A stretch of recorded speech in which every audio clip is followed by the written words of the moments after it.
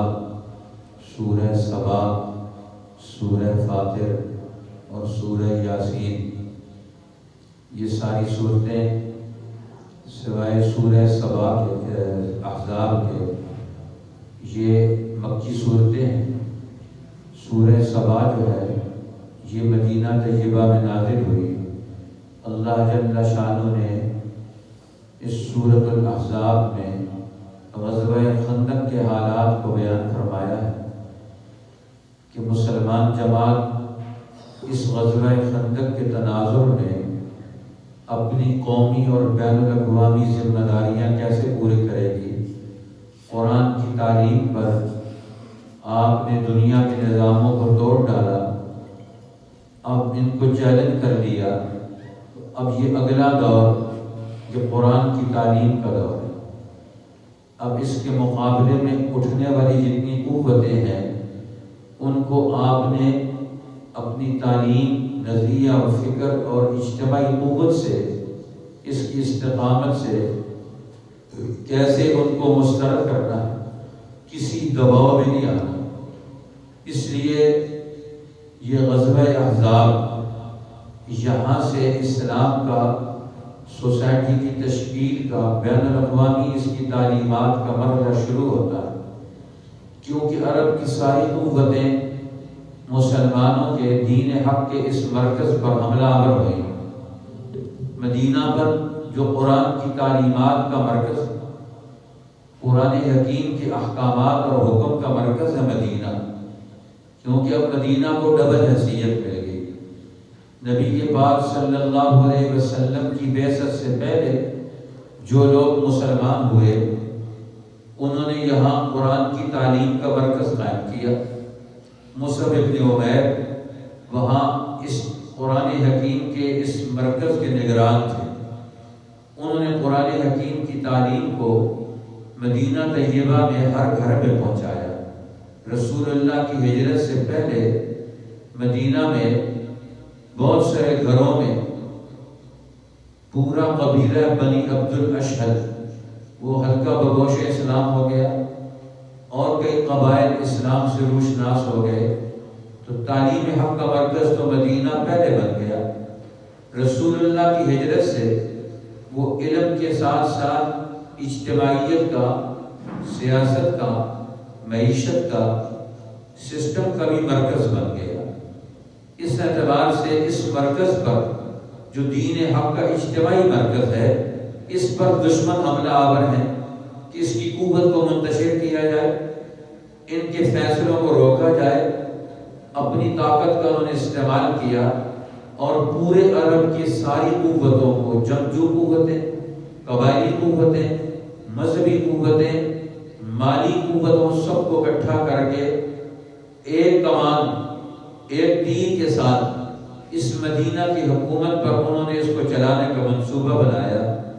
تو قرآن حکیم نبی اکرم صلی اللہ علیہ وسلم کو یہ توجہ دلا رہا ہے، یا ایھا النبی اتق اللہ، اے نبی اللہ سے ڈرو، اور دنیا میں انصاف کرنے کا جو تقاضا ہے تقویٰ کا، کہ ہر انسان کو، ہر قوم اور قبیلے کو آپ نے اس کا حق دلوانا ہے، ہر قوم اور قبیلے کا حق ماننا، اور اگر کوئی اس کا حق چھینے تو اس کا حق دلوانا، یہ تو حکومت کا کام ہے۔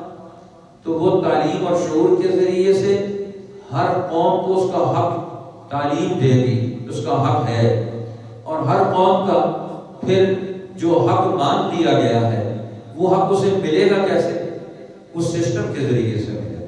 مانتے تو سارے ہیں، آج سندھ والوں کا کیا حق ہے، پنجاب میں رہنے والوں کا کیا حق ہے، کے پی میں رہنے والوں کا کیا حق ہے، اسی طرح بلوچستان میں رہنے والوں کا کیا حق ہے، لیکن حق ملتا نہیں ان کو۔ حق ملے گا تو قرآن کہتا ہے یا ایھا النبی اتق اللہ، اے نبی اللہ سے ڈرے۔ بین الاقوامی انصاف کا قانون، آپ اس کی صلاحیت اور استعداد اور طاقت پیدا کریں، ہر قوم کا حق مانیں اور ہر قوم اور قبیلے کا حق دلوائیں، یہ آپ کی ڈیوٹی ہے۔ اور اس میں ولا تطع الکافرین، کسی کافر اور منافق کے دباؤ میں نہ آئے۔ ہر دور کے ظالم چاہتے ہیں کہ یہ دوسروں کے حق پہ قبضہ قائم رکھیں، دوسروں کی لوٹ مار جاری رکھیں، دوسروں کو کمزور بنا کے رکھیں، ان کو کمی بنا کر رکھیں۔ اسلام چاہتا ہے نہیں، سب انسانوں کو انسان بن کے رہنا چاہیے، اللہ کا بندہ بن کر رہنا چاہیے۔ اب یہی تو جنگ تھی، طبقاتی جنگ۔ اس لیے اسلام دین حق وہ مظلوم طبقوں کی جنگ لڑتا ہے، پسے ہوئے لوگوں کی جنگ لڑتا ہے، کمزوروں کی جنگ لڑتا ہے، ان کے حقوق کا دفاع اور تحفظ کرتا ہے۔ اب یہ حملہ آور ہو کے آ رہے ہیں، وہ تو آئے تھے کہ ہزاروں کا لشکر، 10,000 کا، ایک روایت میں آتا ہے 30,000 کا لشکر لے کر آئے کہ مدینہ میں اس پر حملہ آور ہوں گے اور کنٹرول سنبھال لیں گے، ان کو وہاں سے باہر نکال دیں گے۔ طاقت ہمارے پاس ہے، افراد ہمارے پاس ہے، کثرت ہمارے پاس ہے، پورے عرب کی حکومت ہمارے پاس ہے، ایک چھوٹی سی مٹھی پر جماعت یہ کیسے کامیاب ہو سکتی ہے؟ تو اللہ تعالیٰ نے یہ کامیابی کا اصول بتا دیا، فرمایا یہ جماعت ہی کامیاب ہو، کیونکہ اس کے اندر تقویٰ ہے، اس کے اندر تنظیمی قوت ہے، اس کے اندر صلاحیت اور استعداد ہے، اس کے اپنے نظریے پر جماؤ اور استقامت ہے، ڈرنے والے نہیں، جھکنے والے نہیں ہیں، روک میں آنے والے نہیں ہیں، اس لیے یہی کامیاب ہوں گے۔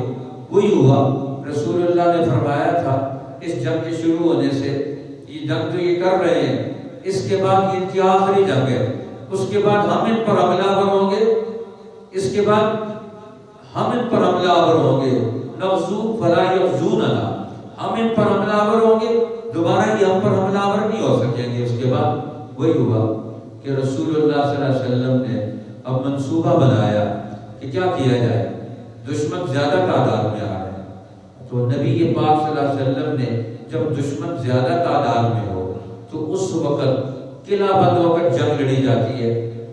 اب یہ قلعہ بند کیسے ہو، قلعہ تو ہے کوئی مدینہ میں، تو اب سلمان فارسی رضی اللہ تعالیٰ عنہ نے مشورہ دیا کہ اجمی قومیں، ہم فارسی لوگ، دشمن زیادہ ہو جائے، قلعہ موجود نہ ہو تو پھر اپنا دفاع کیسے کریں گے؟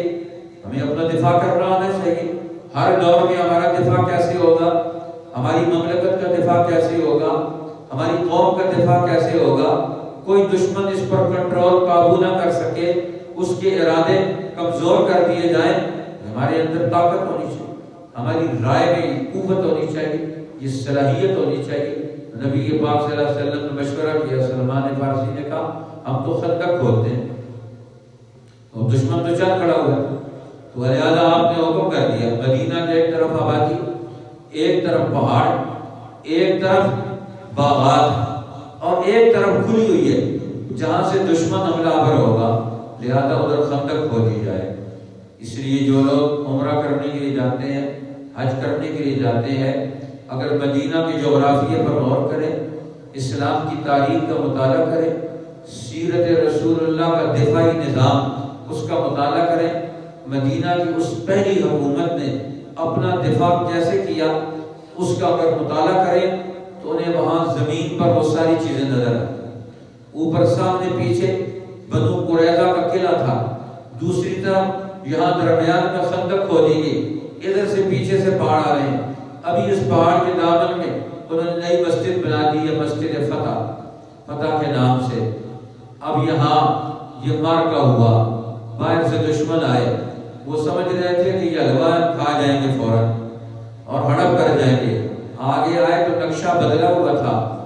اب کیا کریں، آ کر حملہ آور ہو تو خندق اتنی لمبی چوڑی خندق ہے کہ کوئی گھوڑے سوار دوڑتا ہوا آئے تو دوڑتے ہوئے گھوڑے کو وہ پھلا نہیں سکتا۔ اب انہوں نے دوسری طرف خندق ہے، اپنی طرف پٹی ڈالی، یہاں پہاڑ بن گیا، اوٹ بن گئی۔ جو خندق عبور کرنے کی کوشش کرتا ہے اس پر تیروں کی بچھاڑ کرتے ہیں، وہ عبور نہیں کر سکتا، اندر گر جاتا ہے۔ اب دشمن کے آنے سے پہلے خندق کھودی رسول اللہ نے، صحابہ کرام نے۔ اب نبی پاک صلی اللہ علیہ وسلم نے یہاں تنظیمی اصول قائم کیا، تقسیم کار کا اصول ہے، ڈیوٹیاں لگائی جاتی ہیں، ڈیوٹیاں لگا دی، ہر جماعت 10-15 آدمیوں کی، وہ ایک گز 2 گز زمین کھودے گی تھوڑے دنوں کے اندر۔ اب سارے ایک جگہ لگ جائیں تو سب کی توانائیاں ضائع ہو جائیں گی، آپ نے ٹیمیں بنا لی، تنظیمی اصول، ڈیوٹی لگا لی۔ آج کل تو مسلمانوں میں تنظیمی اصول نہیں، جس کی ڈیوٹی لگاؤ وہ وہاں سے بھاگ کے آ جاتا ہے اپنی ڈیوٹی چھوڑ کے، اپنی مرضی سے خود بخود ہی۔ بھائی ڈیوٹی لگانے والے کی اجازت بھی پوچھا بھی نہیں اور ڈیوٹی چھوڑ چھاڑ کے آ جاتے ہیں۔ رسول اللہ نے ڈیوٹی لگائی، ہر جماعت نے اپنی ٹیم، پوری ٹیم نے اپنا کام پورا کر کے دکھایا۔ اب دشمن کے آنے سے پہلے خندق تیار ہو، لیکن درمیان میں لکیر لگائی تھی تو چٹان آ گئی۔ ایک جماعت آ کر کہتی یا رسول اللہ ہمارے خندق کھولتے درمیان میں چٹان آ گئی، وہ ٹوٹتی نہیں، کیا کریں؟ اور نشان بدل دیں یہ بھی صحیح نہیں ہے، اور اس کو چھوڑ دیں یہ بھی صحیح نہیں ہے، کیونکہ فیصلہ ہے، جماعتی فیصلہ ہے، اجتماعی فیصلہ ہے، ڈیوٹی سر انجام دینی ہے، معاملہ حل کرنا ہے۔ تو اللہ کے پیغمبر نے فرمایا میں تمہارے پاس ہوں، اپنا کام بھی کر رہے ہیں، ہر ٹیم کے پاس جا کر ان کی حوصلہ افزائی بھی کر رہے ہیں۔ اب جو وہاں اترے، کدال لی ایک صحابی سے، اس چٹان پر ماری جو چنگاریاں ہوئی۔ رسول اللہ نے فرمایا میں دیکھ رہا ہوں یمن کے محلات فتح ہو گئے، چٹان تھوڑی سی ٹوٹ، پھر آپ نے دوبارہ کدال ماری، پھر چنگاریاں ہوئی۔ آپ نے فرمایا میں نے دیکھا مدائن، فتح المدائن، کسرا کا محل ٹوٹ گیا، مدائن کا، اس کا جو دارالحکومت ہے وہ ٹوٹ گیا، فتح ہو گیا، ہمارا وہاں غلبہ ہو گیا۔ پھر آپ نے تیسری دفعہ کدال ماری، وہاں سے چنگاریاں اڑی، تو فرمایا میں دیکھ رہا ہوں شام پر ہمارا قبضہ ہو گیا، یہ محلات فتح ہو گئے، پورا عرب اور اس کے قرب و جوار کی ساری زمین یہ ہمارے کنٹرول میں آ گئی۔ اب منافقین کہتے ہیں عرب والوں کا تو مقابلہ کر نہیں سکتے، اور ان کو جی یہ ہوائی قلعے بتا رہے ہیں کہ ہم نے شام فتح کر لیا، ہم نے یمن فتح کر لیا، ہم نے ایران فتح کر لیا۔ لیکن اللہ کے پیغمبر جو کہتے تھے سچ کہتے تھے کہ یہ پہلی فتح تو ہو گئی۔ وہ کہتے تھے عرب کو کیسے فتح کریں؟ صحابہ کہتے تھے ہم حیران تھے، پورا عرب کو ہم فتح کریں گے، کیسے کریں گے؟ غزوہ خندق میں پتہ چلا سارے عرب اکٹھے ہو کر آ گئے، مدینہ میں ہی ہم نے ان کو شکست دے دی، سب کو فتح کر لیا، اس مارکے نے ہمیں فتح دے دی۔ اب جو جدھر جاتے ہیں وہ پریشان ہیں، وہ مفتوح ہو کر گئے۔ اب اندر دفاع مضبوط بنا لیا، اب اندر سے یہودیوں سے خطرہ ہے، وہ ساز باز کرتے ہیں، باہر سے دشمن حملہ آور ہے۔ اب مسلمان دو چکیوں کے درمیان ہیں، هُنَالِكَ ابْتُلِيَ الْمُؤْمِنُونَ، یا اس جماعت کو آزمایا جا رہا ہے، داخلی اور خارجی قوتیں مقابلے میں کھڑی ہیں، یہ اپنی تنظیمی قوت کی بنیاد پر، استقامت کی بنیاد پر دونوں قوتوں کو شکست دے دیتے۔ اب 40 دن محاصرہ کیا انہوں نے، 40 دن تک جو کھانا پینا لے کر آئے تھے وہ ختم ہو گیا، جو غلہ اناج لے کر آئے تھے وہ ختم ہو گیا۔ اب آئے تھے تو 1 2 4 1 دن، ہفتہ 10 دن کے لیے آئے تھے، اب 40 دن گزر گئے، تو اب اندر کے تنازعات شروع ہو گئے، ہر قبیلہ وقتی طور پر دباؤ میں آ گیا، اکٹھا ہو گیا، لیکن مستقل تو نہیں اکٹھے رہ سکتے، نظریہ ایک نہیں، مقاصد ایک نہیں، قبائلی نظام الگ الگ ہے، مفادات الگ الگ ہے، اب ہر ایک اپنے مفاد کے لیے سوچتا ہے۔ اب لیے کام تو لمبا ہو گیا، اب خرچہ کون کرے گا؟ دوسرا کہتا ہے تم خرچہ کرو، وہ کہتا ہے تم خرچہ کرو، وہ کہتے ہیں سارے مل کر قریش والوں کو تم خرچہ کرو، انہوں نے کہا تم سارے ہمارے حلیف ہو، تم سارے مل کر کرو۔ اب خرچہ کون کرے؟ وہاں ٹھہرے کون؟ مفادات کی جنگ الگ الگ ہوتی ہے، عارضی طور پر اکٹھے ہوتے ہیں، اور مقابلے میں مسلمان اپنے نظریے کی قوت پر، اجتماعی قوت پر، باطن کی قوت پر اکٹھے ہیں، سب کا مفاد ایک ہے، سب کا مقصد ایک ہے، سب کا نصب العین ایک ہے، ادھر اندر کوئی دراڑ نہیں۔ اس لیے مسلمانوں کا امتحان ہوا، اس امتحان میں کامیاب ہو گئے، اور دشمن 40 دن کے بعد وہاں سے وہ رفو چکر ہو گئے، اللہ نے ٹھنڈی ہوا چلائی، خیمے اڑ گئے، لوگوں کی ہانڈیاں الٹ گئی، ٹھہر نہیں سکتے، کھڑے نہیں ہو سکتے، ایسی ہوا چلی، اللہ نے ایسا یہ احزاب لشکر اکٹھے ہو کر آئے۔ قرآن کہتا ہے نفی الاحزاب، ان سارے لشکروں کو توڑ دینا، ان کو تحلیل کر دینا۔ یہ مفادات کے لشکر، طبقات کے لشکر، ان کا قومی اور اجتماعی اور انسانی مفاد نہیں، اس لیے انسانیت کے نمائندہ نہیں، یہ ظالم طبقے، ظالم طبقوں سے مت خوف کھاؤ، نبی پاک صلی اللہ علیہ وسلم نے غزوہ خندق میں یہ سارے مارکے میں اللہ کے پیغمبر بھوکے پیاسے اور کوئی کھانے کا وقت ہی نہیں، 5 نمازیں آپ کی قضا ہو گئی اور اس میں خندق کھودنے دشمن کا مقابلہ کرنا ہے۔ تو یہاں سے بہت ساری حکمتیں واضح ہوتی ہیں کہ دشمن کا دفاعی جنگ کیسے لڑی جاتی ہے، مقابلہ کیسے کیا جاتا ہے، دشمن کو کیسے شکست دی جاتی ہے، اپنے آپ کو کیسے مضبوط کیا جاتا ہے۔ قرآن حکیم نے کہا رد اللہ الذین کفروا بغیظہم، اللہ نے تمہارے استقامت کی وجہ سے تمہارے دشمنوں کو لوٹا دیا، رد کر دیا۔ کیوں؟ اس لیے تم رسول اللہ کی قیادت میں، رسول اللہ کے اسوے پر اس میدان میں اترے ہوئے تھے اور پوری اپنی قوت کے ساتھ اپنی استعداد کے مطابق تم کام کر رہے تھے۔ اب یہ مدینہ مرکز ہے ان ساری قوتوں کا، اس دور کا، اس کی حفاظت ہے۔ اور مدینہ کی حفاظت، مدینہ کے اندر کا مرکز کون ہے؟ وہ نبی پاک صلی اللہ علیہ وسلم کی ذات ہے، آپ کا گھرانہ ہے، آپ کی جماعت ہے، آپ کی مرکزی قوت ہے۔ لہٰذا پھر اللہ تعالیٰ نے اس مرکزی قوت کی بھی ذمہ داریاں بیان فرمائی کہ نبی پاک کا گھرانہ، آپ کی ازواج مطہرات، ان کی ڈیوٹی کیا ہے کہ یہ قومی نظام کیسے مکمل ہوگا۔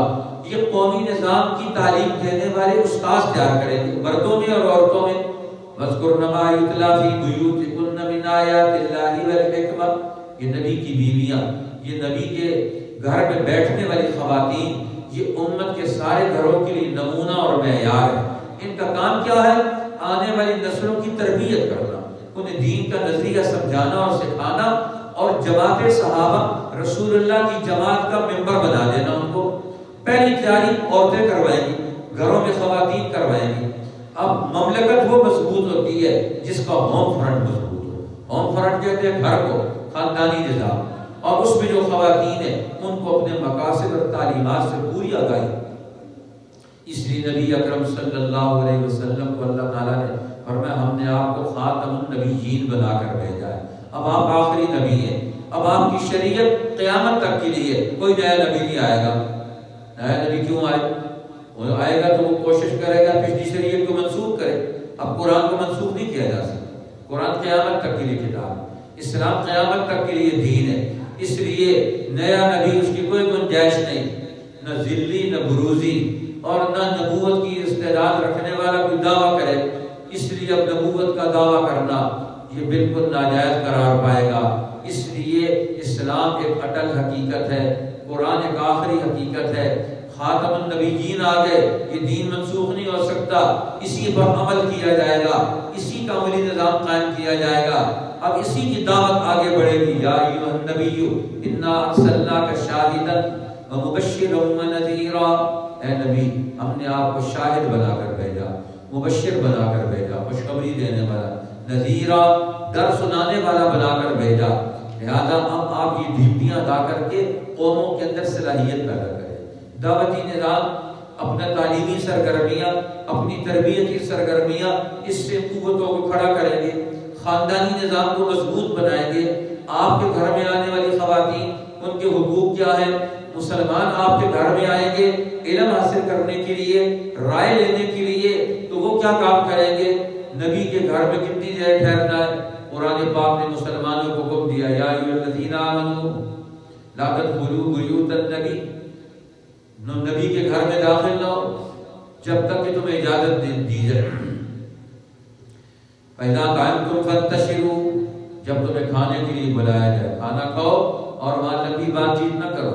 نبی کے گھر میں وہاں جتنی ضرورت ہو وہاں بیٹھو اور اٹھ کر چلے جاؤ۔ اب نبی پاک صلی اللہ علیہ وسلم پوری جماعت کے مرکز، جماعت مدینہ کو چلانے والی، اس لیے نبی پاک صلی اللہ علیہ وسلم آپ کی یہ محنت انسانیت کو ترقی دینے کی اتنی عظیم ہے کہ اللہ اور اس کے فرشتے درود بھیجتے ہیں، آپ کی محنتوں کا اعتراف کرتے ہیں۔ ان اللہ و ملائکتہ یصلون علی النبی، بے شک اللہ اور اس کے فرشتے اللہ کے پیغمبر پر درود بھیجتے ہیں۔ اے ایمان والو صلو علیہ وسلموا تسلیما، تم بھی اللہ کے پیغمبر پر سلام بھیجو، صلو علیہ وسلموا تسلیما، درود بھیجو اور سلام بھیجو۔ اس لیے اب قیامت تک مسلمان درود و سلام بھیجنے کا مطلب کیا ہے؟ رسول اللہ کی محنتوں کا اعتراف کر کے ان محنتوں کا اعتراف کر کے تسلیم کر کے ان کے پیچھے چلنا اور اپنے آپ کو ان کے کام کا حصہ دار بنا کر ان کی برکتوں کو حاصل کرنا. یعنی تعریف تو آپ کی کریں، درود آپ پر بھیجیں، کام دوسرے لیڈروں کا کریں. بھائی جن کی ہم تعریف کر رہے ہیں، جن کی عظمت کا اقرار کر رہے ہیں، کام بھی تو انہیں کا کریں گے. لہذا اللہ کے پیغمبر انسانوں کے ہادی بن کر آئے، رہنما بن کر آئے. اب اللہ کے پیغمبر کی عظمت کو تسلیم کرنا ضروری ہے. اسی لیے قیامت تک اللہ تعالیٰ نے یہ نظام العمل بنا دیا کہ دنیا میں مسلمان جہاں بھی درود و سلام پڑھتے ہیں، فرمایا ان للہ ملائکۃ سیاحین یبلغونی عن امتی السلام. جہاں سے بھی کوئی آدمی سلام پڑھتا ہے، درود بھیجتا ہے، فرشتے اسے پہنچاتے ہیں.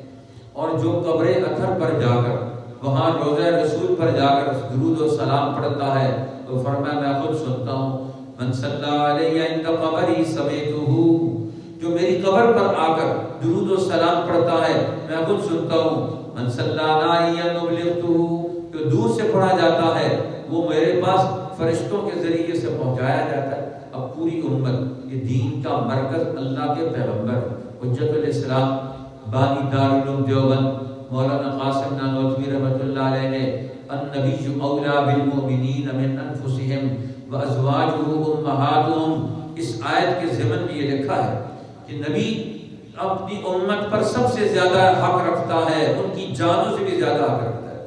اس لیے کہ نبوت اصل ہے، نبی اصل ہے، اور امت کا ایمان نبی کے ایمان کا ذل اور پرتو ہے.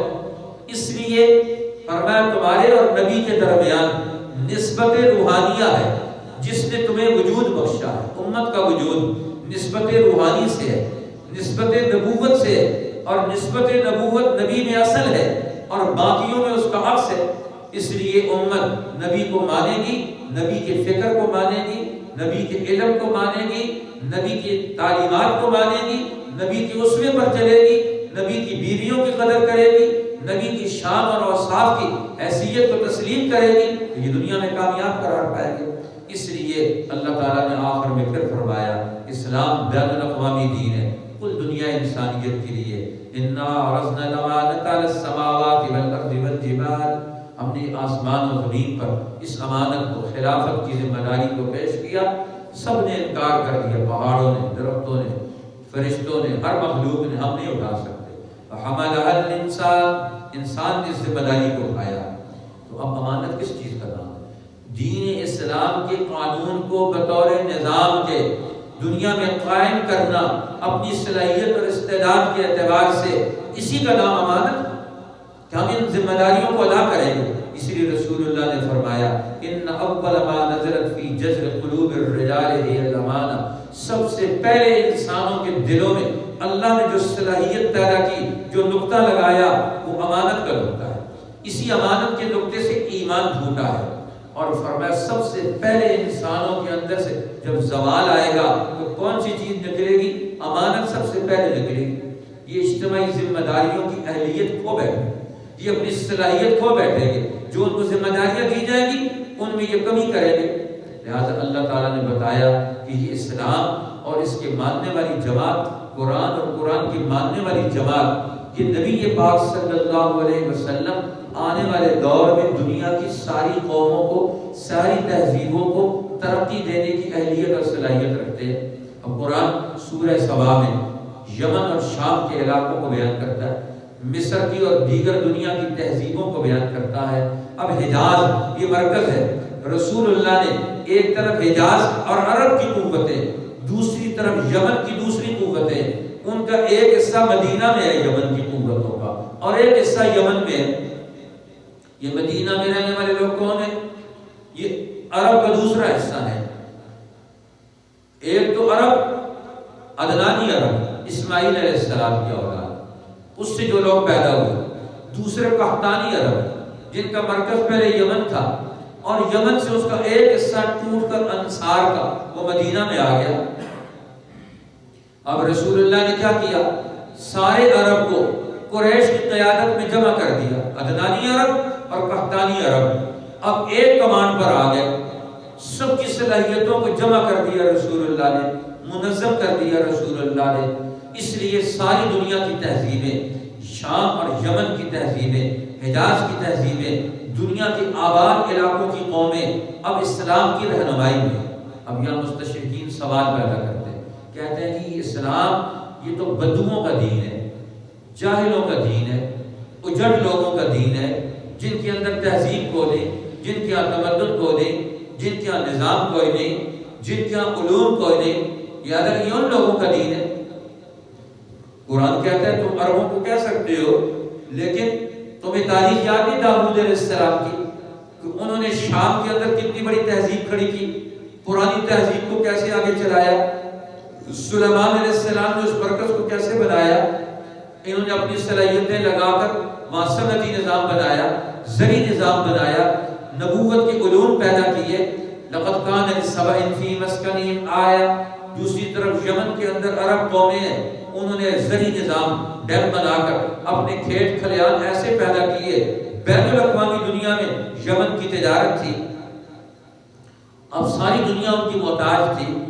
اب یہ سارے لوگ یہاں اکٹھے ہو رہے ہیں تو یہ کوئی بیوقوف ہے؟ غور کرو، اسلام یہ دور حاضر کا دین، یہ دنیا کے ہر چیلنج کا جواب، دنیا میں ہر پیدا ہونے والے مسئلے کا، تہذیبوں کا دور۔ ما ارسلناک الا کافۃ للناس بشیرا ونذیرا۔ ہم نے آپ کو قیامت تک کے آنے والے انسانوں کے لیے بشیر اور نذیر بنا کر بھیجا ہے۔ اس لیے ساری دنیا انسانیت کی کامیابی اب اس حجازی تحریک کی رہنمائی کو قبول کرنے میں ہے، قرآن حکیم کی تعلیمات سے عملی نظام اپنی زندگی کا جوڑنے میں ہے۔ اگر ادھر نہیں جوڑیں گے تو وہ تباہی بربادی کی طرف چلے جائیں گے۔ اللہ تعالیٰ نے سورہ فاطر میں انسانی فطرت کو بیان کیا، کائناتی نظام کو بیان کیا، اور میں اللہ تعالیٰ نے کائناتی نظام اس میں بڑی نعمتیں پیدا کی۔ کچھ نعمتیں اصل براہ راست اللہ تعالیٰ نے پیدا کی، کچھ نعمتیں وہ ہیں جو اللہ تعالیٰ دوسری نعمتوں کے ذریعے سے انسانوں کو دیتے۔ اب فطرت کی نعمت ہے، محبت کی نعمت ہے، یہ اللہ تعالیٰ نے براہ راست دی ہے۔ اسی طرح بہت ساری اور نعمتیں وہ انسانوں کو دوسرے درجے سے واسطے سے ملتی ہیں۔ دنیا میں یہ اپنی زندگی کا نظام بناتے ہیں، انسان اپنی زندگی کا نظام بنانے میں یہ محتاج ہے، اس لیے اللہ تعالیٰ بنی ہے، یا ایھا الناس انتم الفقراء الی اللہ۔ اے انسانوں، دنیا میں بسنے والے لوگ، تم سب کے سب فقراء ہو، محتاج ہو اللہ کے اس کائناتی نظام کے۔ زمین نہ ہو تو کیا کرو، بارشیں نہ برسے تو پھر کیا کرو، غلہ اناج نہ ہو تو پھر کیا کرو۔ اب تم سب کے سب محتاج ہے، انسان کی فطرت ان نعمتوں کی محتاج ہے، اور ان نعمتوں کا اصل کون ہے؟ وہ اللہ تعالیٰ ہے، لہذا اس کا اعتراف کرو۔ اس لیے انسان اب کئی طرح کے اپنی صلاحیتوں کے اعتبار سے، استعداد کے اعتبار سے کئی طرح کے انسان ہیں۔ ہر طبقے کو کیسے پروان چڑھایا جائے گا، ہر طبقے کو کیسے ترقی دی جائے گی، ان کی فطرت کو کیسے نکھارا جائے گا، ان کی صلاحیتوں کو کیسے منظم کیا جائے گا، کیسے پالش کیا جائے گا۔ جس طرح پہاڑ ہیں، قرآن کہتا ہے من الجبال جدد بیض وحمر مختلف الوانها وغرابیب سود۔ کچھ کالے، کچھ بگندے، کچھ مختلف قسم کے رنگوں کے پہاڑ بھی، اسی طرح انسان بھی مختلف رنگوں کے، مختلف صلاحیتوں کے، ہر علاقے والوں کی اپنی صلاحیت ہے، لہذا ہر علاقے کے لوگوں کے اپنے حقوق ہیں، ان کی اپنی صلاحیت ہے، اسی اعتبار سے انہیں ترقی کرنی ہے۔ اب ان کی صلاحیت اور ترقی کا اگلا دور کہاں سے آئے گا؟ ورنہ اس کے لیے دو چیزوں کی ضرورت ہے، ایک تعلیمات کی اور ایک معلم انسانیت کی۔ تو اللہ تعالیٰ نے سورہ یاسین میں جب انسانوں کی فطرت مسخ ہو جائے، مسخ شدہ فطرت کو، بگڑے ہوئے انسانوں کو، صلاحیتیں جن کی تباہ ہو گئی ہیں، ان کی تباہ شدہ صلاحیتوں کو کیسے نکھارا جائے گا، فطرت کا نکھار کیسے آئے گا، وہ سورہ یاسین میں بیان فرمایا۔ فرمایا یاسین والقرآن الحکیم، قسم ہے اس قرآن حکمت بھری کتاب ہے، یہ قرآن حکمت والی کتاب ہے۔ اس کی حکمت کا نتیجہ کیا ہے؟ یہ انسان کی فطرت کے نکھار پیدا کرتی ہے، اس کو نفع اور نقصان کے پہلوؤں کو بتاتی ہے، واضح کرتی ہے۔ اس لیے جب انسان کی فطرت واضح ہوتی ہے، اسے پتہ چلتا ہے میں کسی کا غلام نہیں ہو سکتا، میں کسی کا دباؤ قبول نہیں کر سکتا، وہ اپنی فطرت کے سوائے کسی کو دباؤ کو قبول نہیں کرتا۔ انک لمن المرسلین، قسم ہے اس قرآن حکمت والی کتاب کی کہ آپ رسولوں میں سے۔ اب نبی پاک کی صحبت سے قرآن کے علم سے ایسی جماعت پیدا ہوئی جس نے دنیا میں بسنے والے انسانوں کے لیے نفع عام کا نظام پیدا کر دیا۔ سینکڑوں نے، ہزاروں نے، لاکھوں انسانوں اور کروڑوں انسانوں نے قرآن حکیم کے پیدا کیے ہوئے اس نظام سے اپنی زندگی کے ہر مرحلے میں فائدہ اٹھایا۔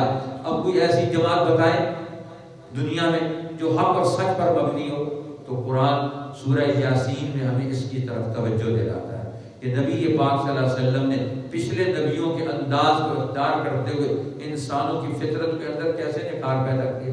اس لیے اللہ تعالیٰ نے فرمایا، دیکھو وہاں واقعہ بیان کیا، ایک آدمی، ایک رجل مومن کا واقعہ بیان کیا، اصحاب القریۃ اذ جاءها المرسلون، جس میں اللہ تعالیٰ نے رسول بھیجے، اور اس میں ایک آدمی جب رسول ان کو حق کا پیغام دیتے ہیں تو وہ آگے سے انکار کرتے ہیں، تو قرآن کہتا ہے جاء رجل من اقصى المدینۃ یسعی، شہر کے پرلے کنارے سے ایک آدمی دوڑتا ہوا ہے، کنارے سے، کیونکہ وسط المدینہ میں شیطانوں کا قبضہ ہے، مافیا کا قبضہ ہے، تو صلاحیت والے لوگ وہ اپنی جان صلاحیت بچانے کے لیے شہر کے کناروں میں جا کر رہ رہے ہیں، وسط مدینہ پر شیطانوں کا قبضہ ہے۔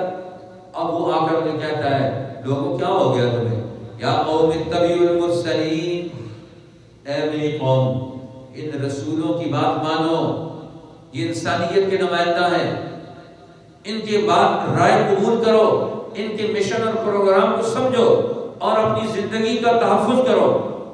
کیوں؟ یہ سچے لیڈر۔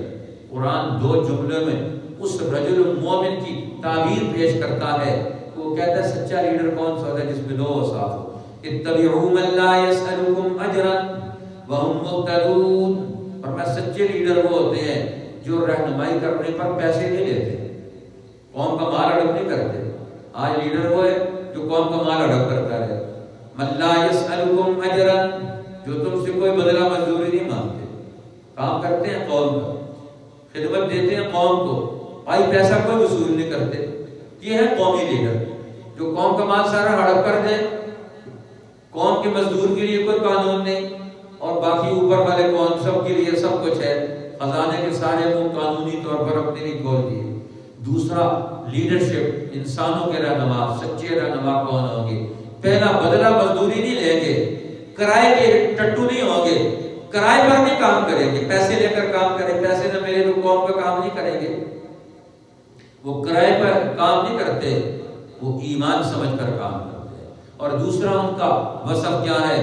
وَهُمْ مُهْتَدُونَ، وہ ہدایت یافتہ ہے، وہ عقل مند ہے، وہ باشعور ہے، انہیں پتہ ہے کام کون سا کرنا ہے، قوم کا مسئلہ کیا ہے اور مسئلے کا حل کیا ہے، انہیں مسئلوں کا بھی پتہ ہے، مسئلوں کے حل کا بھی پتہ ہے۔